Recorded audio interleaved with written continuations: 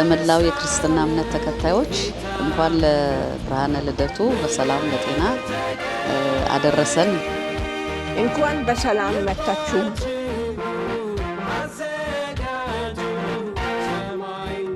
የኛ ልጆች እንደምታውቁ እድለኞች አይደለም። ቤተሰብ ጠፋ። ልጆቻችን የእናንተ ልጆች ነው፣ የኢትዮጵያ ልጆች ናቸው አይደሉም? የሁላችን ነው፣ የእግዚአብሔር ልጆች ናቸው።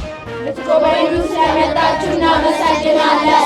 ለሕፃናት ማሳደጊያ መተን አብረን ይህን ገና በዓል ለማሳለፍ ስለፈቀዳችሁልን በቅድሚያ ከፍተኛ ምስጋናችንን ማቅረብ እፈልጋለሁ።